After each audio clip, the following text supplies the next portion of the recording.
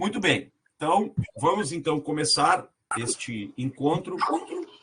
O nosso propósito será o de ler a obra Naming and Necessity, o nomear e a necessidade, do Saul Crick, né? Então, Jennifer, a palavra é tua. Prefácio. A minha intenção inicial era rever ou aumentar o nomear e a necessidade consideravelmente. Passou já bastante tempo e apercebi-me, entretanto, de que qualquer revisão ou expressão considerável iria retardar indefinidamente o aparecimento... Peraí, que me perdi agora, não mexeu. Tranquilo. De uma edição separada e menos dispendiciosa de o nomear e a necessidade. Além disso, no que diz respeito à revisão, há boas razões a favor de se considerar uma obra na sua forma original, mesmo com todas as suas imperfeições. Segui, pois, uma política de correção muito conservadora para esta edição. Foram corrigidos erros óbvios de impressão e efetuaram-se pequenas modificações para que várias frases ou formulações ficassem mais claras. A nota de rodapé 56 ilustra bem a minha política conservadora. Nessa nota, corrigiu-se a nomenclatura de letras utilizada para vários objetos inexplicavelmente confusa na expressão original. Mas não faço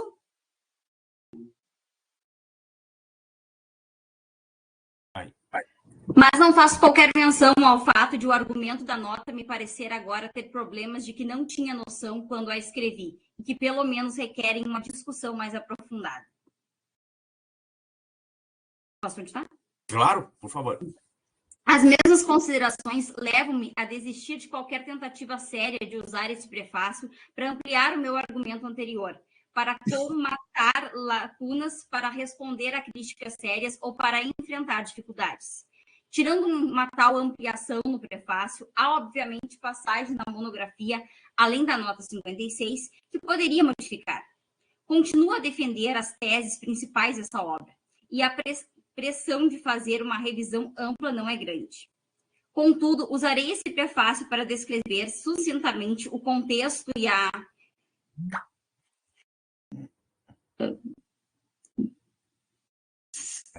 Parei que eu acho que eu fui demais. Eu também, eu estou tentando acompanhar aqui para não abrir. Mamma mia. Peraí. Um pouco mais para baixo.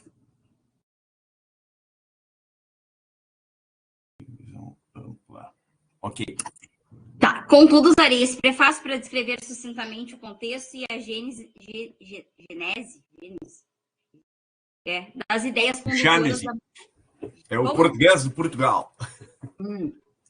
Ideias condutoras, me corrige, professor, da monografia e para discutir umas quantas incompreensões que parecem ser comuns. Lamento ter de desapontar aqueles leitores que já acharam satisfatória a exposição desses aspectos feitos na monografia. Acrescentarei relativamente poucas coisas novas para lidar com o que me parecem ser problemas mais substanciais da monografia. As questões que explicarei um pouco mais, na maioria as com a modalidade e com a designação rígida, podem ter ficado claras para a maioria dos leitores. Por outro lado, os leitores que simpatizaram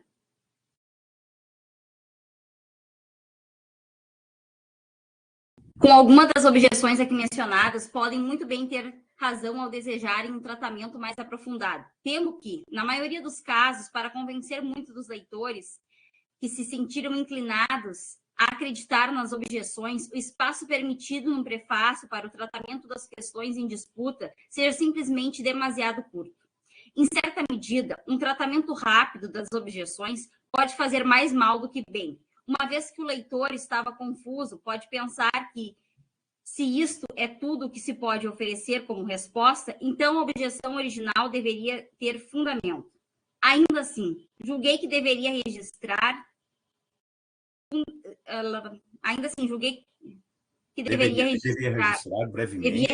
brevemente, porque é o que penso que certas reações não têm razão de ser. Espero, em alguns casos, poder vir a escrever de modo mais desenvolvido. Aqui peço ao leitor que entenda que, nos limites desse prefácio, não é possível levar a cabo uma discussão aprofundada. Beleza. Então, o que temos até aqui? Temos uma justificação do nosso autor sobre o porquê no prefácio e numa obra tão curta como esta, ele não teria nem espaço suficiente, nem tampouco seria este o propósito, qual seja o de responder a uma variedade de objeções que foram feitas à sua teoria lógica. Veja que os temas centrais que ele já apresenta aqui são, respectivamente, o tema da modalidade e o tema dos designadores rígidos. Tá? Tema que nós vamos desenvolver daqui a pouco. Ou seja, saber o que é, no que consiste, o que é exatamente a teoria do designador rígido, tá? E o porquê que essa teoria serve bem para uma semântica modal avançada. Nós vamos lidar com isso ao longo da leitura, mas, por hora, o que nós temos de saber é que o Kripke não está negando que esta sua tese não poderia ser sujeita a muitas objeções. Pelo contrário, ele está reconhecendo que existem muitas objeções, ele só está dizendo que ele não teria aqui, neste momento, espaço para responder a todas elas. Ok? Sigamos. Tentando ver se eu consigo ler pelo meu arquivo aqui, professor. Quem sabe fica melhor. Eu estou fazendo exatamente isso, por isso que eu estou indo e voltando. Tá. Só um porque o porquê que eu não coloquei, não coloquei o arquivo direto aqui na página, porque a página não carrega, o arquivo é muito grande. Qual que é o PDF, o número do PDF que a gente estava lendo? Deixa eu ver. Puxa vida. O número? É o nomear a necessidade, mas número eu não sei. Não, e a página que a gente está lendo? Ah, página 41. 41, tá. Página 41, isso. Então eu tive que compartilhar a tela com vocês. Tá? É exatamente o que eu estou fazendo aqui. Eu estou compartilhando a tela e a partir desse compartilhamento de tela, então, aí a gente consegue ler juntos na tela aqui da sala virtual. Beleza? Vocês conseguem ler assim como está aqui, né, pessoal? Querem que eu aumente, de repente? Vamos ver se fica ruim. Aí passa um pouco. Tava bom, professor. Tava bom? Assim fica muito... É que eu acho que assim tu vai ter que baixar demais, porque... Pois é. Assim fica melhor, né? Tá, então tá. Mantemos assim, então. Ótimo. Vou ler aqui no meu arquivo, que eu sou analfabeta digital. Não, tranquilo. Vamos lá, Jenny. Tranquilo. Os autores que ainda não conhecem este livro podem usar o prefácio para obter um maior esclarecimento de certas questões e uma história breve de sua... Ah, não, isso aqui já tá, peraí. Já foi. Seria ali... As ideias os leitores que ainda, acho. Pode ser, a partir dali, os leitores que ainda não conhecem este livro. Mas recomendo que esses leitores não comecem pelo prefácio, mas que voltem a ele para mais esclarecimentos, caso seja necessário, depois de lerem o texto principal. O prefácio não está escrito de maneira a formar um todo autônomo. As ideias apresentadas em O Nomear e a Necessidade formam-se no início dos anos 60. Foram formuladas, na sua maior parte, por volta de 1963, 64. É claro que o trabalho se desenvolveu a partir de um trabalho formal anterior na teoria dos modelos da lógica modal. Já quando trabalhava em lógica modal, me parecia, como disse Wing, sei lá o nome do cara, que o princípio leibniziano da indiscernibilidade... O princípio leibniziano, ou seja, o princípio que foi elaborado por Leibniz, dentro da sua lógica e especialmente da lógica modal. Da indiscernibilidade dos idênticos. É o princípio desse cara aí.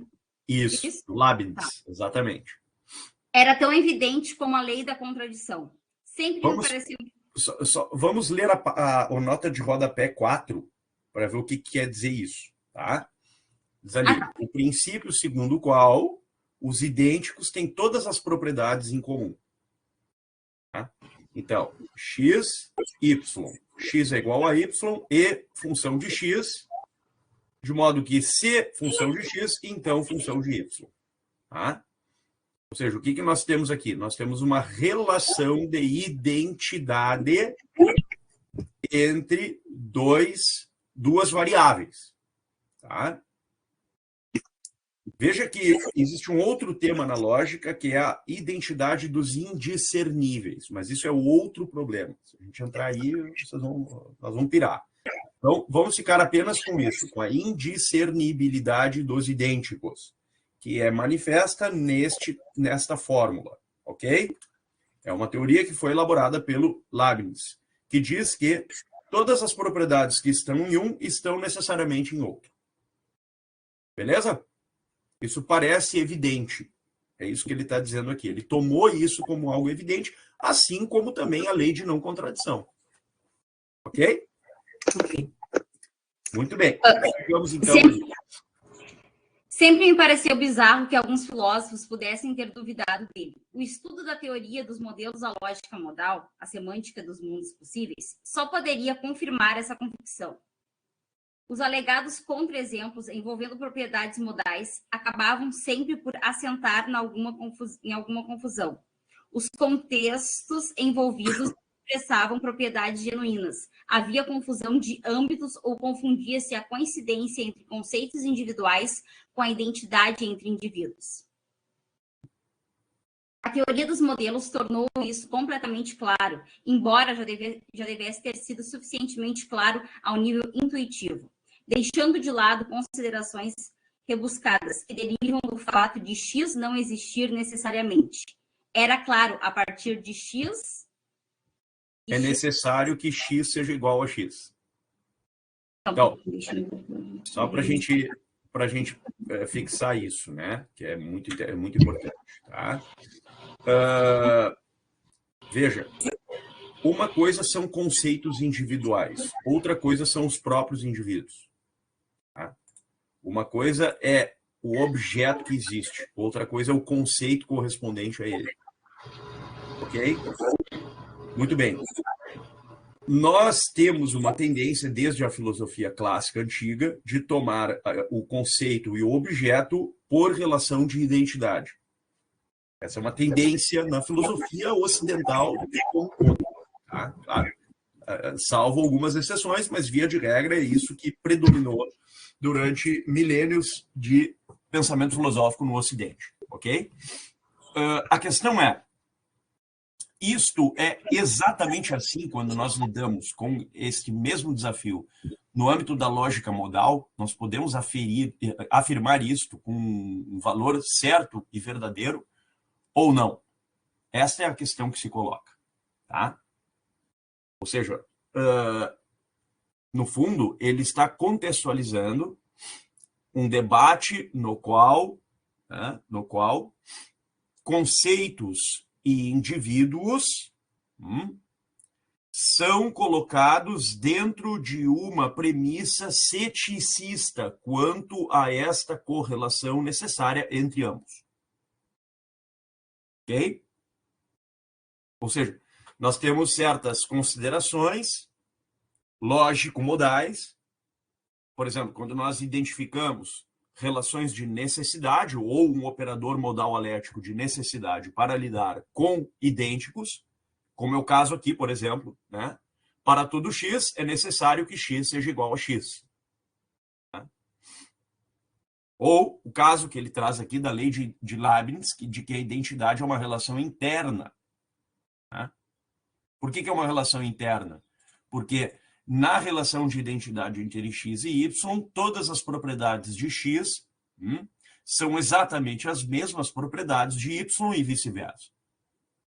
De modo que a relação de identidade supõe uma conjuntura de propriedades que sejam igualmente idênticas aos seus objetos individuais correspondentes. Okay? A questão que se coloca é: nós sempre podemos inferir necessariamente relações de identidade baseada nesse tipo de fórmula semântica ou não? Ou seja, uma premissa ceticista poderia colocar muitos desafios a esta assunção ou a esta enunciação modal. Então ele já está começando a dizer o seguinte: olha, o ceticismo não é algo que nós devemos rejeitar. Pelo contrário, o ceticismo é um grande aliado, especialmente no âmbito da lógica modal. O Kripke tem para com aqueles que com ele não compartilham inteiramente os mesmos postulados, por exemplo, o Quine, uma certa, digamos assim, uma certa benevolência de ver nos critérios que são utilizados dentro de um panorama, digamos, dentro de uma perspectiva ceticista quanto à semântica e os estados de coisas representados dentro de um universo semântico, ele tem uma certa, digamos assim, uma certa atitude de benevolência para com o ceticismo, dizendo, não, o ceticismo é um grande aliado, nós não podemos rejeitá-lo. É claro que ele tem as suas limitações, mas ele é muito importante. Ok? Sigamos. Vamos lá. Vamos lá, então. Pares x, y. Que pares x e y poderiam ser contra-exemplos? Pares de objetos distintos que não poderiam ser. Por aí, o antecedente seria falso. Por exemplo, se é Marcos, então é, sei lá, o Harry Ford. Nada a ver. Né? A premissa é falsa. Ok? O antecedente seria falso. Por quê? Porque não há relação de identidade entre Marcos e Ford. Ok? O antecedente seria falso. Vamos lá. E nenhum par formado por um objeto e ele próprio poderia sê-lo. Pois então o consequente seria verdadeiro. Se A e B são designadores rígidos, segue-se que A é igual a B. Se for verdade, é uma verdade necessária. Se A e B não são designadores rígidos, já não se pode tirar esta conclusão acerca da afirmação A igual a B, embora os objetos designados por A e B sejam necessariamente idênticos. Tá? Vamos agora ver um pouco o que é isso que ele chama de designador rígido. O que significa designador rígido? Okay? Eu vou tentar... deixa eu ver se eu acho aqui. Não sei se eu vou encontrar. Eu tenho um documento, tá, pessoal, que eu fiz já o que? Há uns 2 anos, talvez. Talvez um pouco mais. Eu tenho um documento que, no fundo, é um handout, tá, de uma aula que eu ministrei na URGS, onde eu trago nesse handout explicações, um certo esquema, um esquema formal para lidar com os designadores rígidos. Eu só teria que achar isso, não sei onde é que eu botei esse negócio, tia. Ai, não sei se está aqui. Eu queria mostrar a vocês, eu acho que isso aí ia ajudar muito na explicação do que nós temos aqui, tá? Como designador rígido. Realmente eu não vou achar isso. Eu não sei, eu não me lembro onde é que eu coloquei.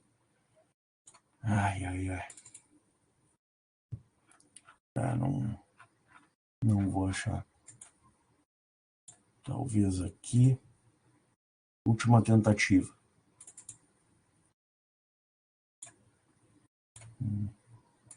Vamos ver.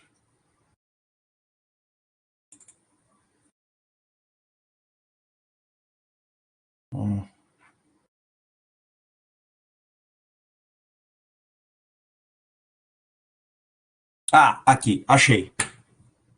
Tá, eu vou compartilhar com vocês aqui um documento que eu acho que vai ajudar muito no entendimento, tá? Ver se vocês conseguem ver aí. Parei. Sim, conseguimos, professor. Tá Consegue? ótimo. Tá ótimo. Sim. E agora? Tá ótimo. Melhor, né? Tá. Tá ótimo. Muito bem. Então, vamos ver isso aqui, ó, gente, tá?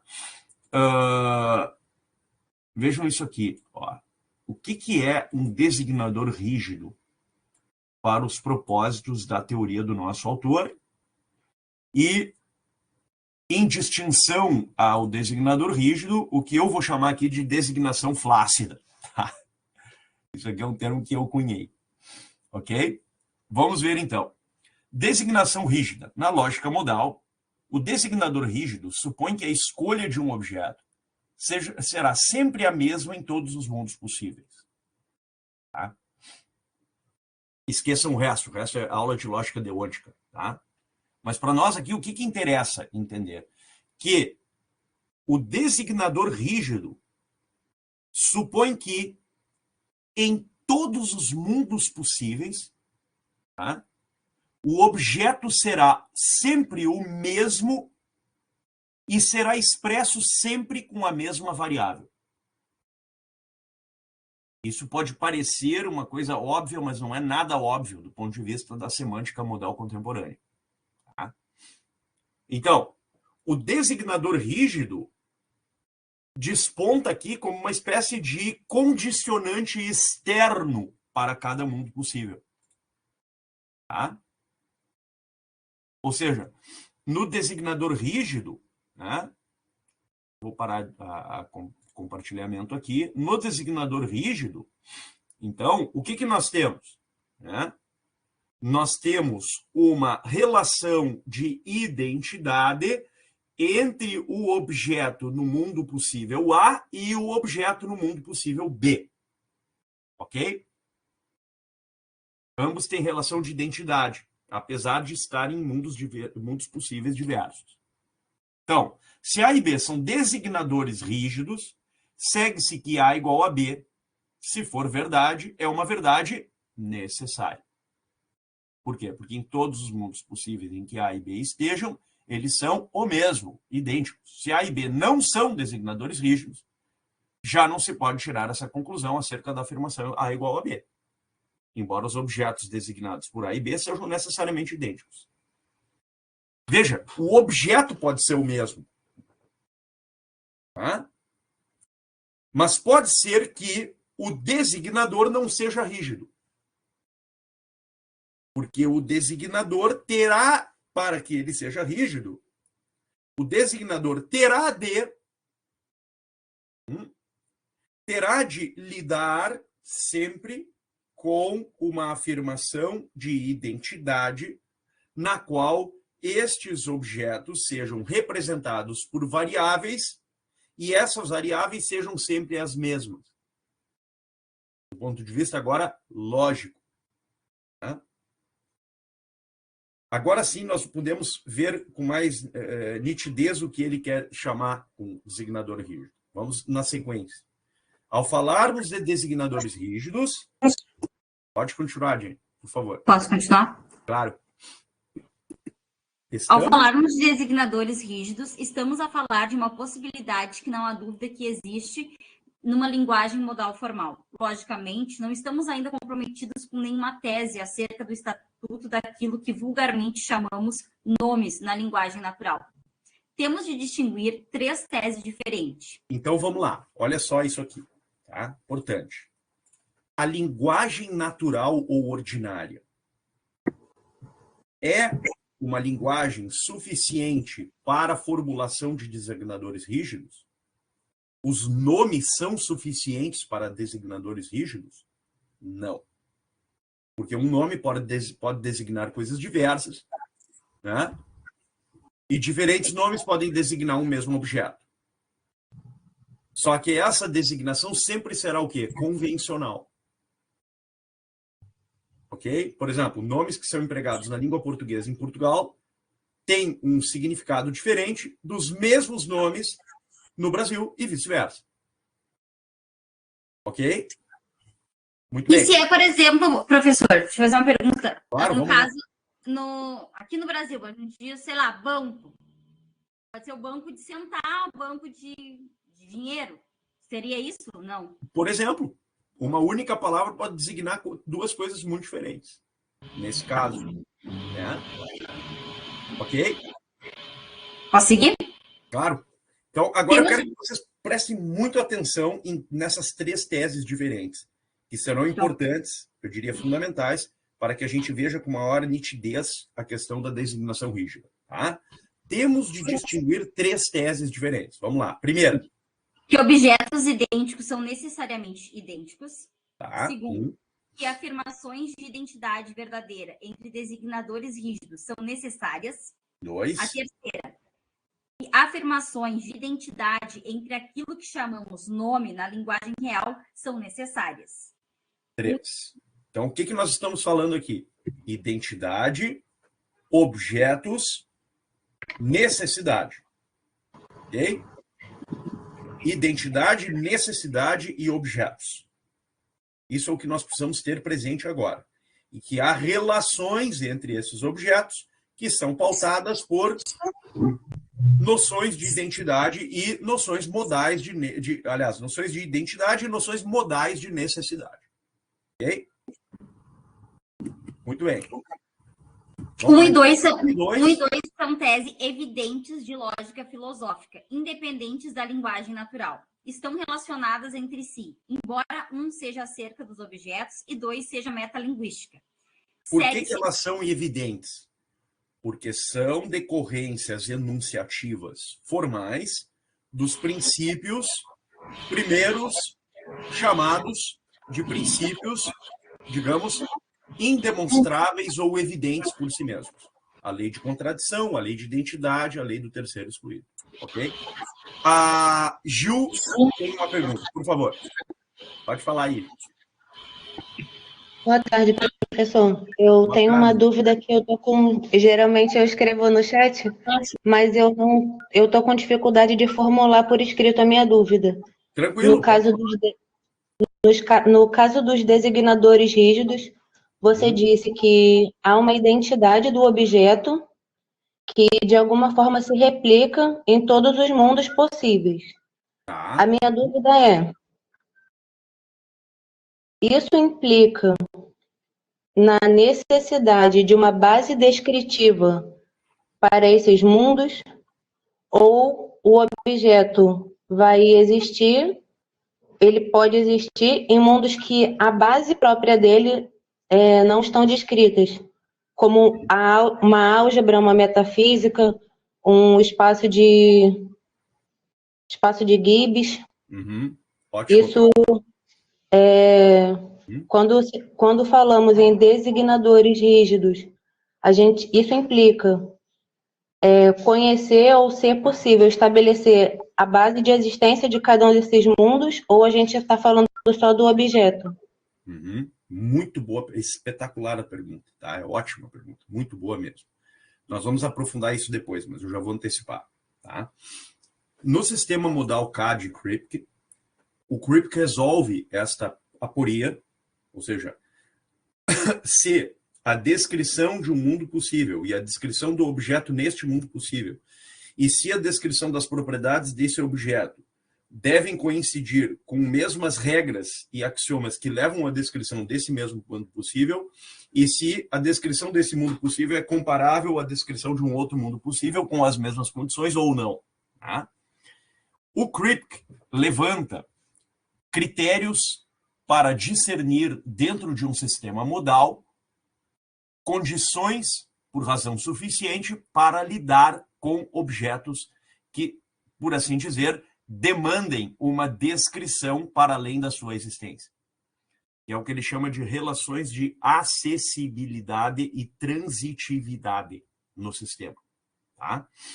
Mas, independentemente dos critérios que formam o conjunto de regras do sistema CAD-Kripke, o fato é que a descrição de um objeto é um aspecto necessário da postulação lógico-semântica desse objeto, porque nós não teríamos como discernir relações internas de identidade sem atentar para as propriedades desse objeto. E atentar para as propriedades do objeto nos traz a exigência de descrevê-lo segundo certas condições. E isso é o ponto, me parece importante aqui.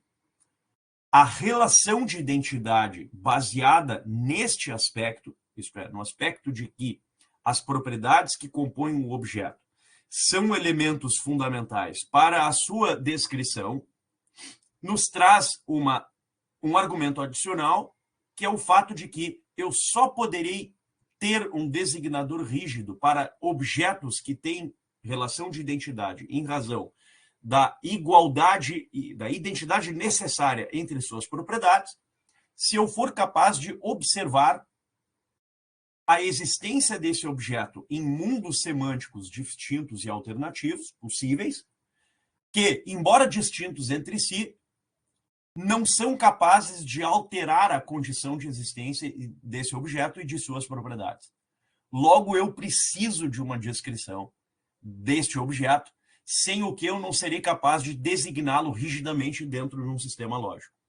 Então, a resposta para a pergunta, Gil, é sim. A descrição é um aspecto fundamental, sem o qual nós não somos capazes de discernir adequadamente as relações de identidade.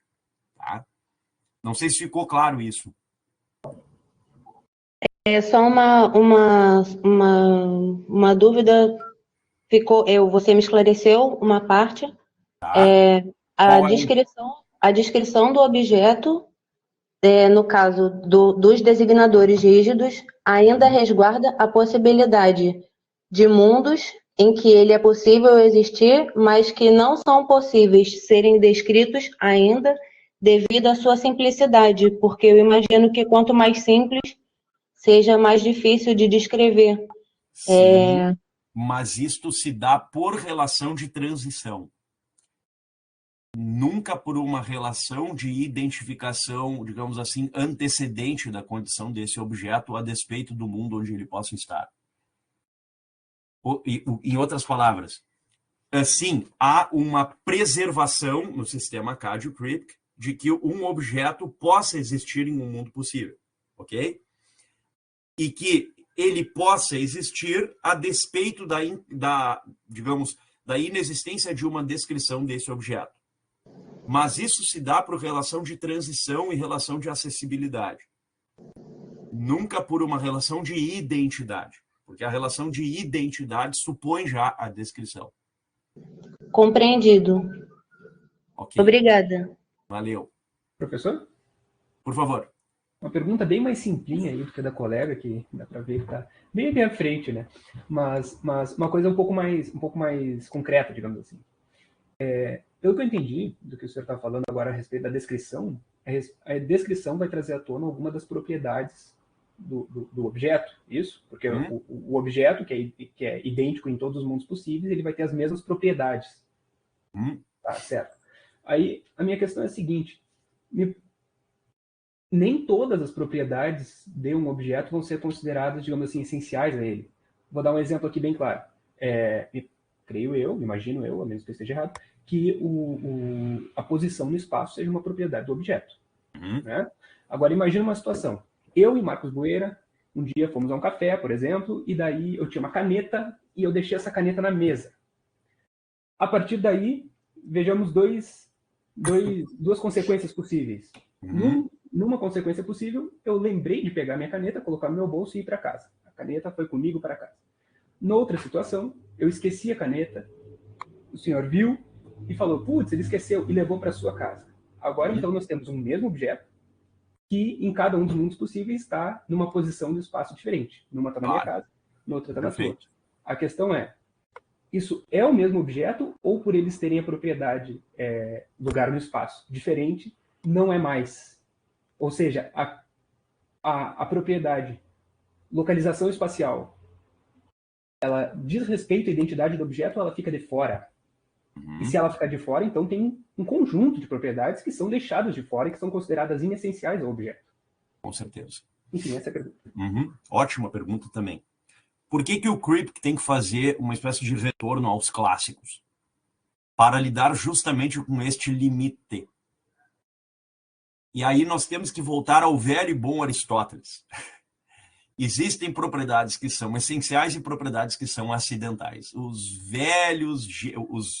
9 clássicos gêneros de acidentes. Né? O lugar, relação, posição, quantidade, qualidade, etc. Tudo isso está no mundo do alterável, da alteridade. Okay? A teoria do designador rígido precisa estabelecer, partir de um estabelecimento, qual seja o estabelecimento de um limite entre as propriedades que são inalteráveis e as propriedades que são alteráveis. Sem o que ela não é capaz de mensurar exatamente o limite entre o inalterável e o alterável. Tá?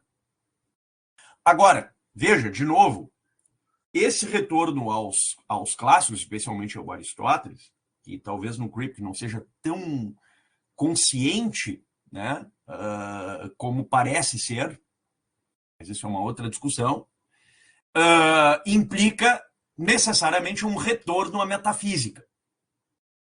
E por isso o Kripke foi acusado por muitos de ser um metafísico, em ampla medida. Ou de ter, vamos dizer assim, ter tomado a metafísica, especialmente na chave clássica aristotélica, como um aspecto fundamental para a sua semântica dos mundos possíveis e portanto, para a sua teoria dos designadores rígidos. Sem o que não seria possível fazê-lo. Tá? Agora, de novo, e aqui nós entramos num eventual contraste entre Kripke e Aristóteles. Qual é o contraste? É que é discutível, sim, em Kripke, nós poderíamos descrever essencialmente o objeto na sua inteireza. Isso é discutível. Não dá para dizer sim ou não. Ao passo que em Aristóteles, a essência é a condição para o definiens, daquilo que é o definiendum, a saber, o objeto. Então, a condição da definição do objeto em Aristóteles é a essência. É a natureza específica. Em Kripke não se coloca assim. Percebe?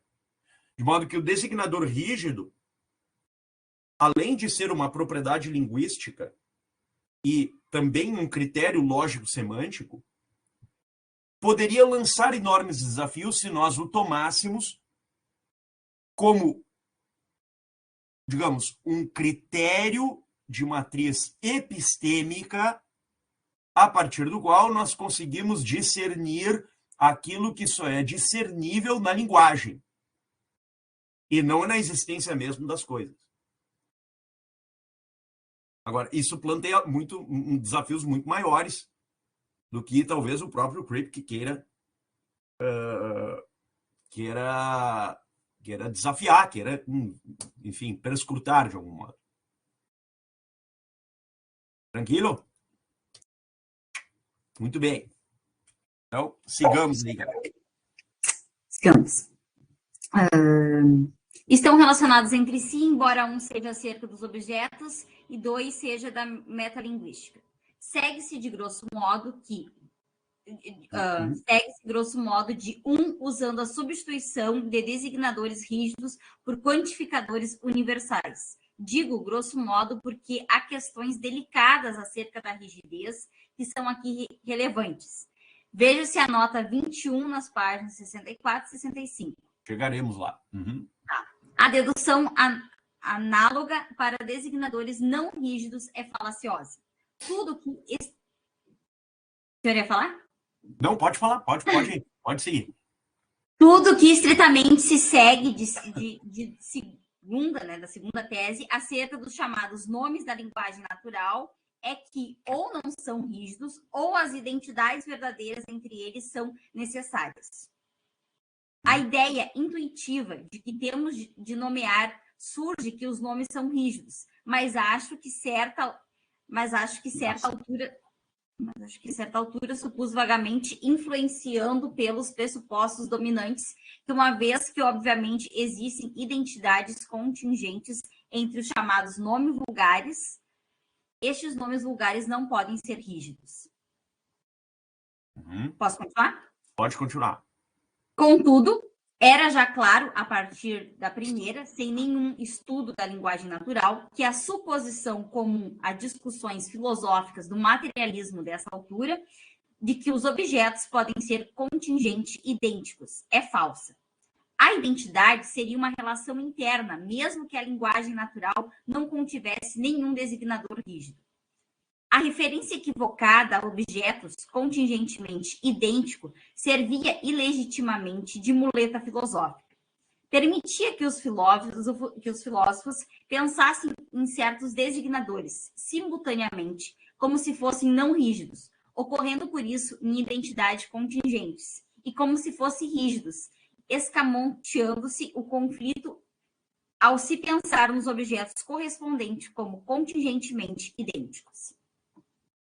Mesmo antes de se ter apercebido claramente da verdadeira situação no que diz respeito aos nomes próprios, simpatizava pouco com a doutrina obscura de uma relação de identidade contingente. Propriedades que identificavam um